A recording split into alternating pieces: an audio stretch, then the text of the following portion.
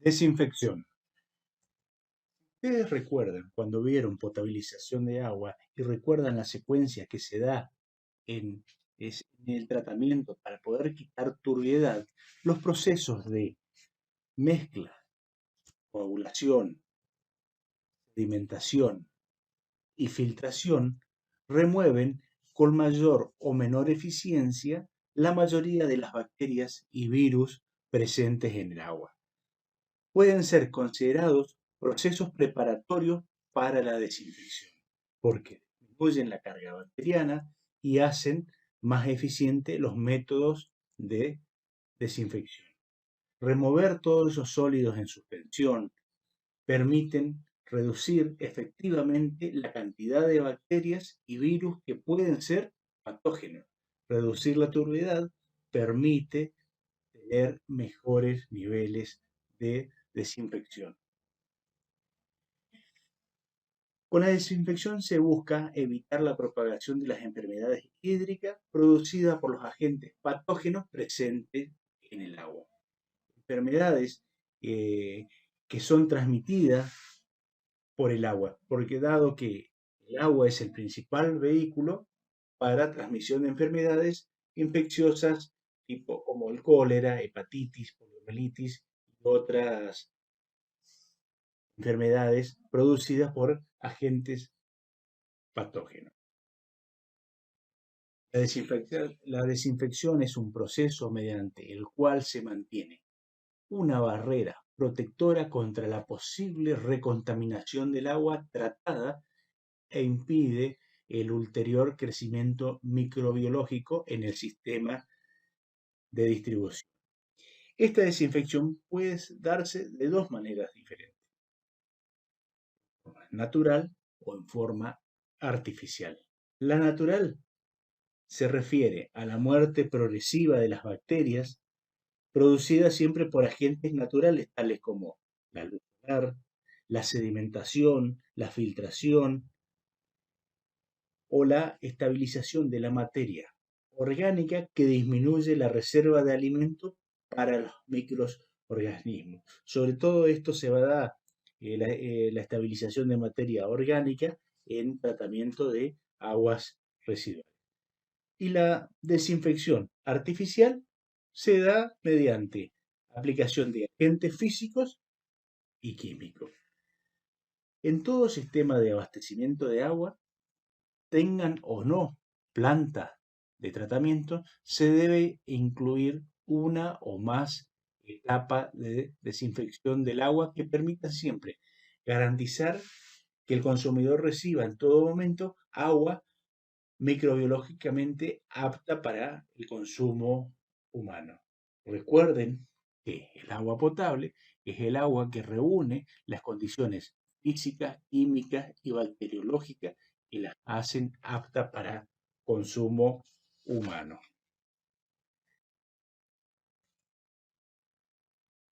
¿Dónde instalamos todos los sistemas de desinfección? En cada una de las instalaciones de captación de aguas superficiales o subterráneas cuando no exista una planta potabilizadora.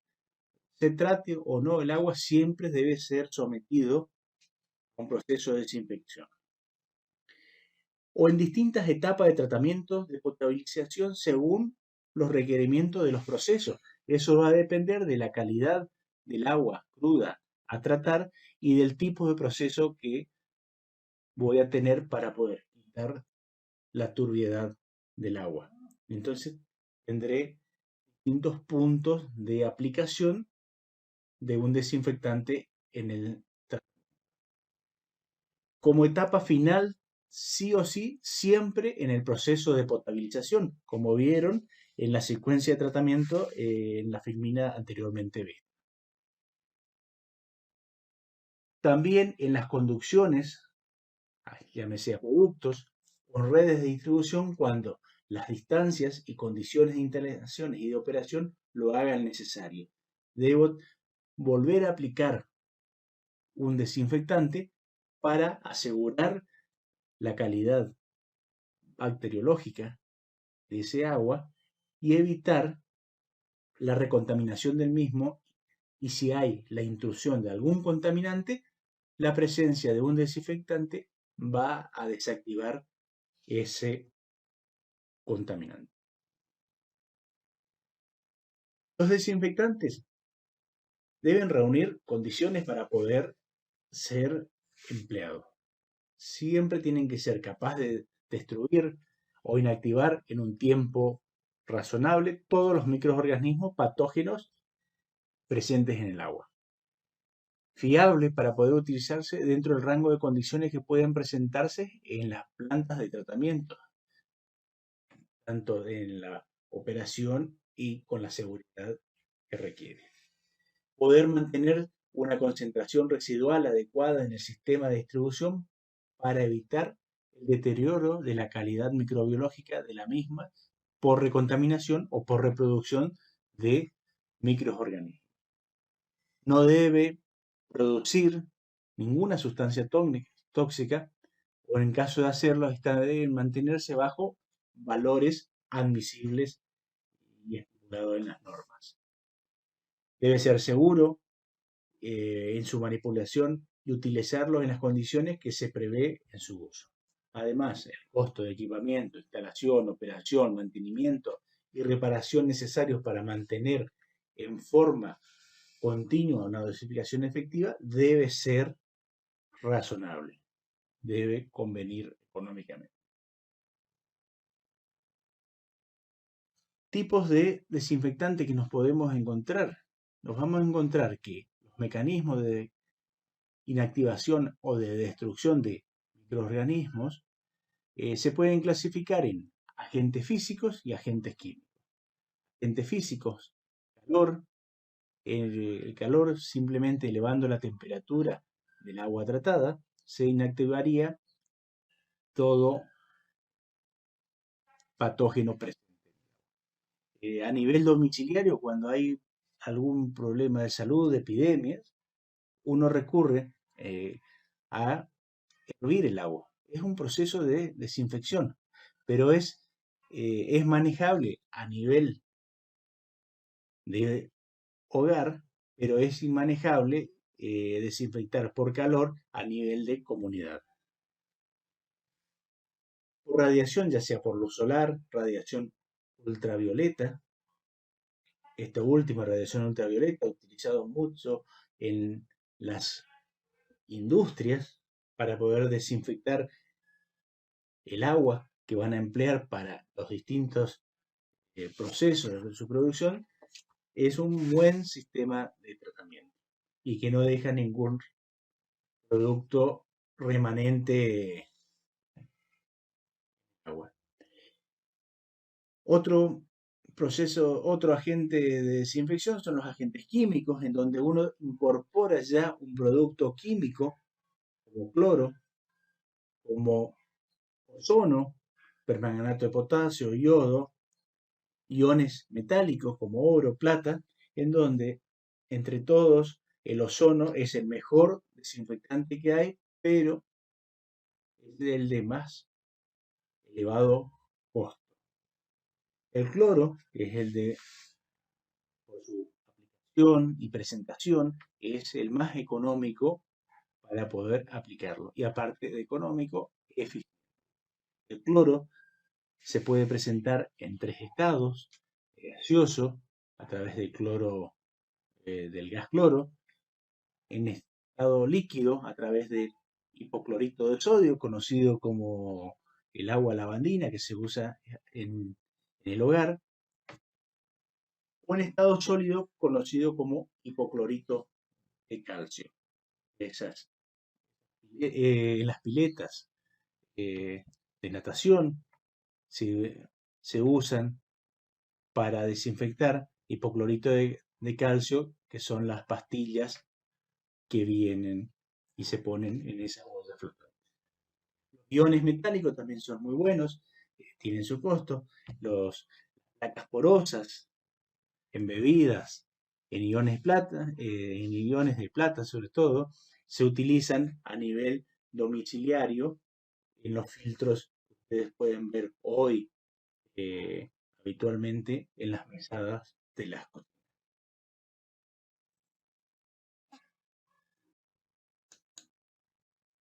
Acción de los desinfectantes. Una vez que el desinfectante es aplicado, si hay algún organismo patógeno, te logra siempre penetrar en la célula, atravesando la membrana celular. Este desinfectante posee habilidad de atacar al grupo enzimático constitutivo de la célula y en donde su destrucción resulta finalmente con la muerte del organismo. Cuando empleamos energía calorífica, irradiación de ondas cortas o disrupción ultrasónica, vamos a estar produciendo una destrucción física de los microorganismos. Las impurezas presentes en el agua interfieren con la acción de los desinfectantes. Por eso es importante siempre generar un agua transparente, reduciendo toda la turbidez posible para que el proceso de desinfección sea efectivo y eficiente. Partículas en suspensión que dan turbidez afectan, por ejemplo, la acción de los rayos ultravioletas si estuviera empleando estos como método de desinfección. Además, los sólidos en suspensión siempre pueden albergar y proteger bacterias. Por eso es necesario tener un agua lo más transparente posible y reducir al mínimo su turbidez.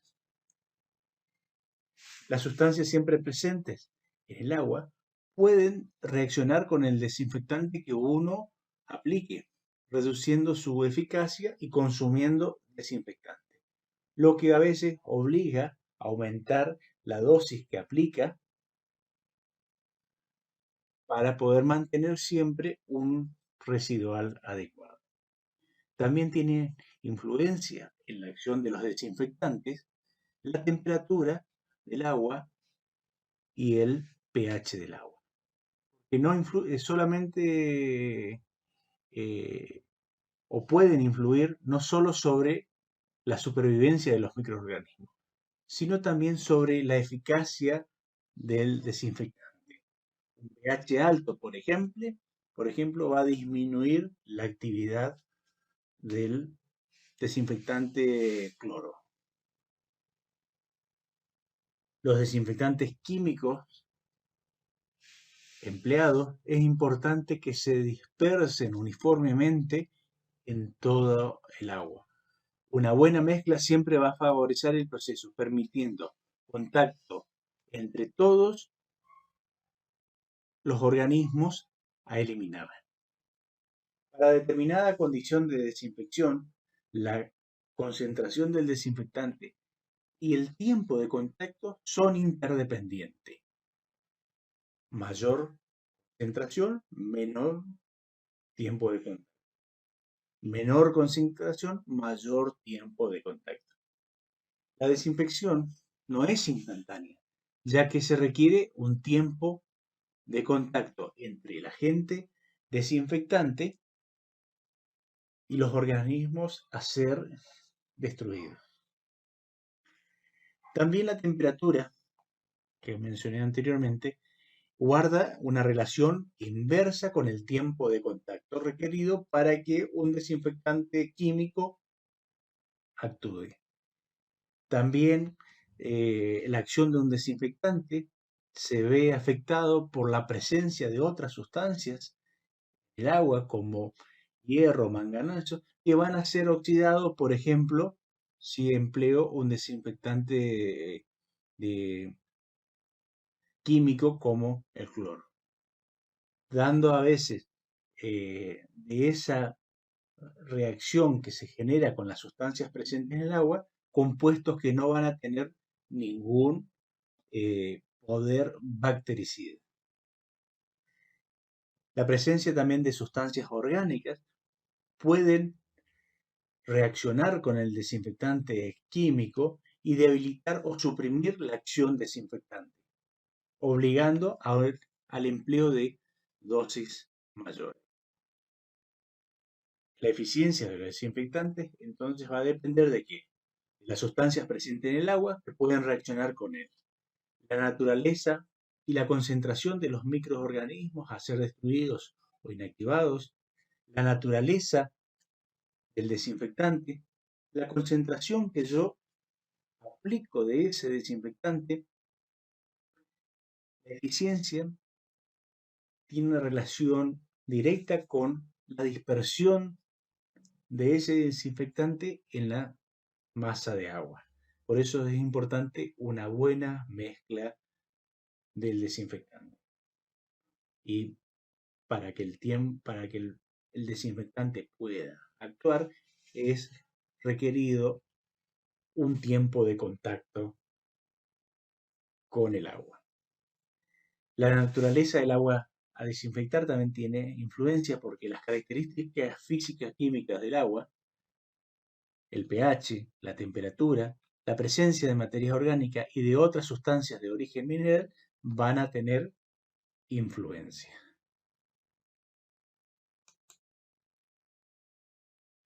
Habitualmente la desinfección del agua en las plantas de tratamiento se realiza con cloro.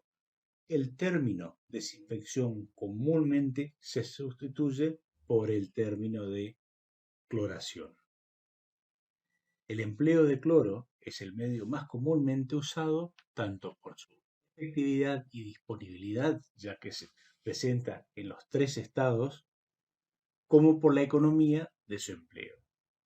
La curva de cloración representa la relación entre el cloro agregado al agua y el cloro residual activo.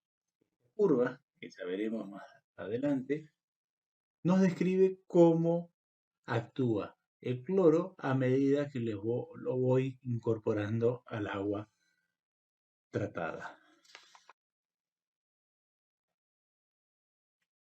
El cloro residual es el que queda remanente en el agua luego de haber actuado durante un determinado tiempo de contacto. Y es activo porque tiene poder germicida, independientemente de que se encuentre en estado libre o combinado.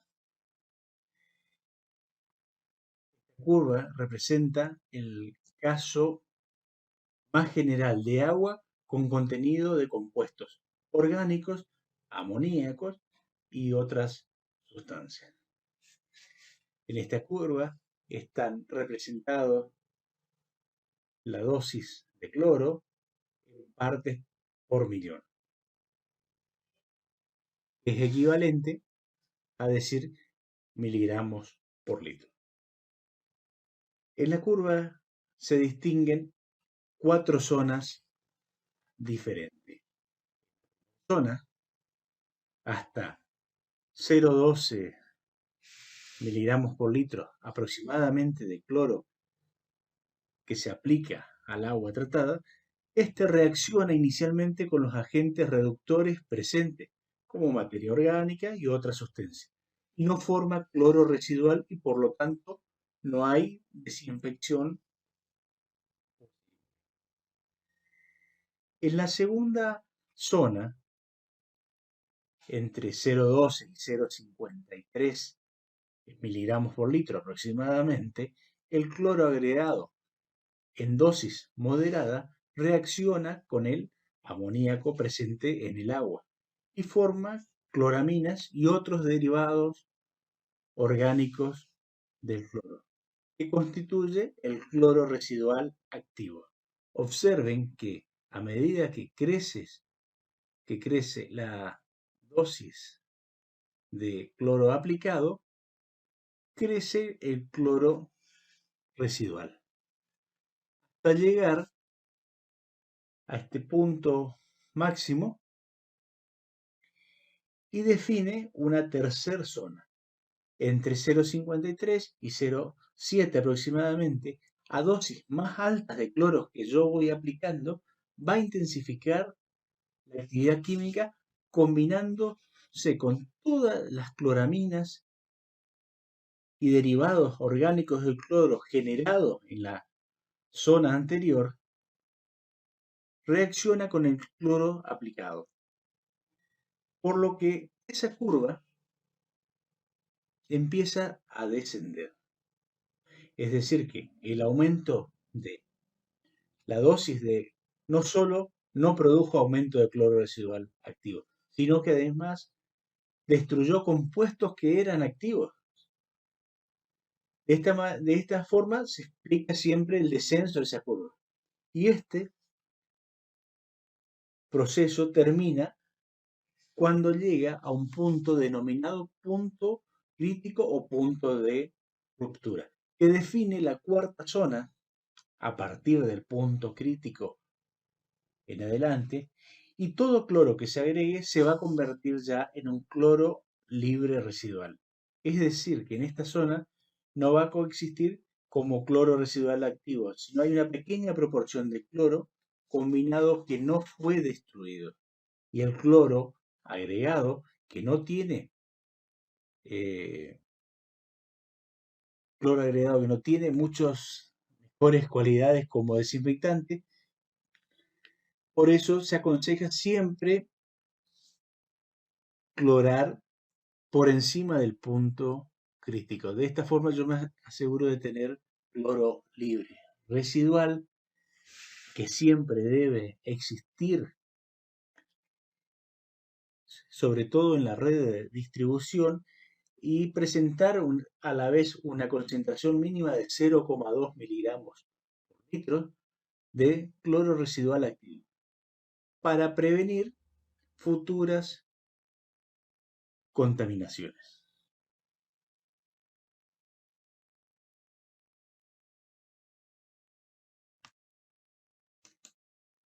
¿Dónde aplico el cloro en mi tratamiento?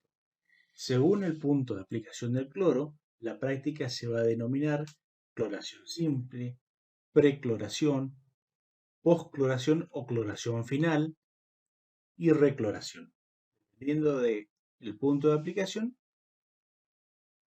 vamos a ver la denominación. Cloración simple, cuando aplicamos cloro a un agua no tratada que ingresa a un sistema de distribución directamente.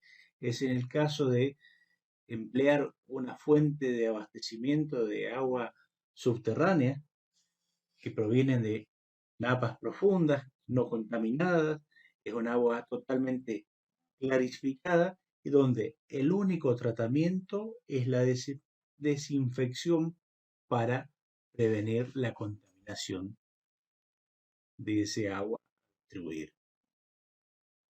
La precloración, si vemos este esquema de una planta de tratamiento como la que están resolviendo ustedes en su trabajo práctico número 2, el término precloración se refiere cuando uno aplica el cloro antes de que ingrese el agua a la planta de tratamiento o alguna de las etapas intermedias del tratamiento. Por ejemplo, en este esquema ustedes pueden ver que en la mezcla rápida ya se agrega cloro. Entonces estamos ante una acción de precloración. Generalmente esto se hace porque es necesario en el agua a tratar oxidar alguna materia orgánica presente. También tienen contenido de algas alta. Independientemente de todos esos elementos, la ventaja es para poder proteger de contaminación a todos los componentes del sistema, evitar que se contamine su planta potabilizadora. Normalmente la precloración es complementaria de la postcloración, no la va a reemplazar en ningún momento. La postcloración es la más usual, que si ustedes miran en este esquema, la dosificación de cloro se está dando en este punto, entre el filtro y la cisterna de almacenamiento. La más usual consiste en agregar cloro después de la filtración y durante un tiempo de permanencia ya dentro de la cisterna de almacenamiento, ese cloro va a actuar y va a evitar que ese agua ya tratada, clarificada, se recontamine. Y la recloración no es nada más que repetir la cloración ya en la etapa de distribución.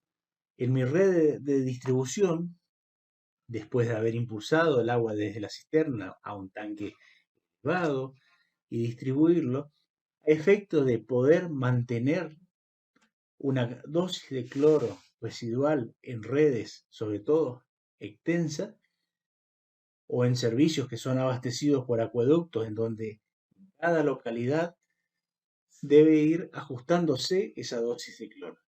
Entonces, lo que se hace es poner una estación de cloración en algún punto de la red de distribución para volver a agregarle una dosis de cloro y mantener siempre una concentración mínima de 0,2 miligramos por litro de cloro residual para prevenir contaminación.